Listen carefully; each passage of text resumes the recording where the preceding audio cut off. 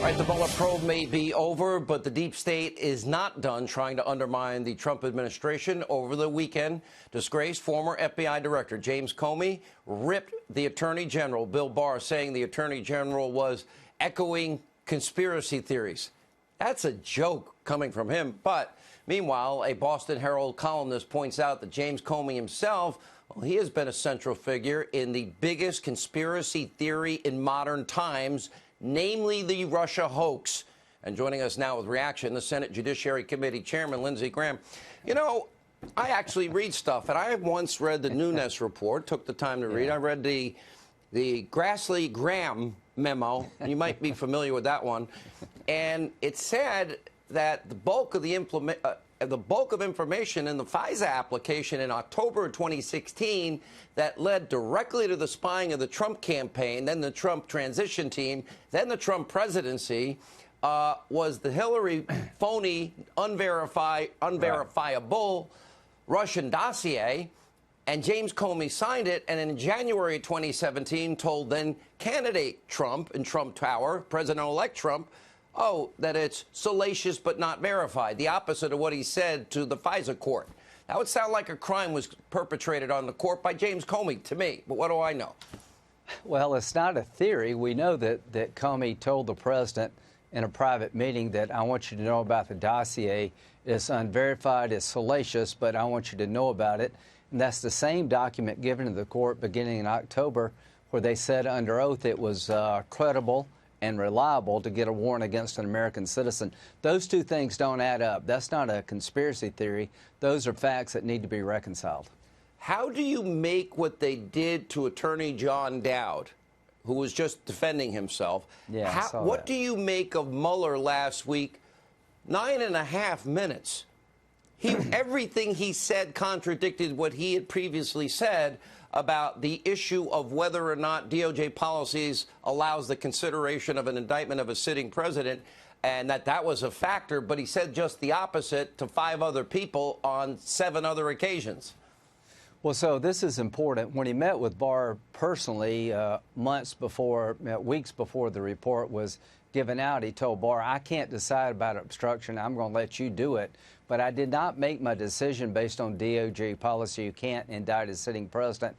I just think the complication of the facts and the law, I'm going to turn it over to you. He never mentioned that in the news conference, and that's very important. But here's what he did in his 400-and-something page report. No collusion with the Russians. He decided not to bring a case against the president based on obstruction. To me, case closed. Let's look at Comey, McCabe, Strzok, Page, all these other people, and see how we got into this mess to begin with. Senator, we now learn that all of this special treatment and consideration was given to Hillary Clinton. You know, no recordings, no 302s. You allow other people to sit in on an FBI, supposedly, investigation, unprecedented. Then you have Strzok and Page implicating the Attorney General as having the fix-in the whole time, the same one that met with Bill Clinton on the tarmac for 45 minutes to talk about grandkids only. And we know that she violated the Espionage Act because James Comey told us so. Then we have the intention of destroying the evidence that was a subpoenaed emails. How do we say we have equal justice in this country and equal application of our laws if she gets away with that? Well, I think the decision not to prosecute her was probably most likely politically motivated because obstruction of justice, taking a hammer to 2 phones being asked for as evidence, cleaning a server, bleaching it out so you can't get the emails, is classic obstruction of justice. Compromising classified information, she clearly did that. The decision not to prosecute her was pretty simple, in my view. If you want her to win, you can't prosecute her. Well, you have a big say in this, Senator, because you happen to be the chairman of the powerful committee that will look into this. But we now are expecting the Horowitz report on FISA abuse. I'm not sure exactly what John Ober is doing, but I expect we'll hear something about the leaking aspect of all of this. Then we've got Mr. Durham, who wanted to interview Christopher Steele, which I think would be a good first step. Maybe our friends, the British, can extradite him, which would be nice. And then we've got the Attorney General himself, who answered your questions. Is Mueller dead? Yes.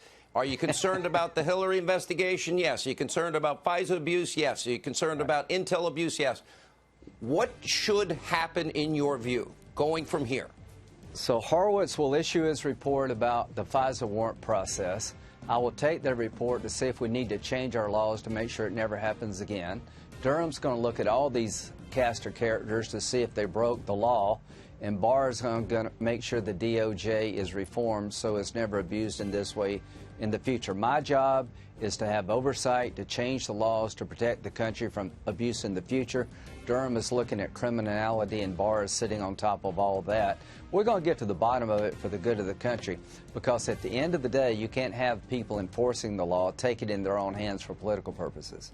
And by the way, all your travel, and I know you're doing great things for the country on national security issues. Thank you. But you're taking away from the audience hearing directly from you when you go away for a week. I'm just saying.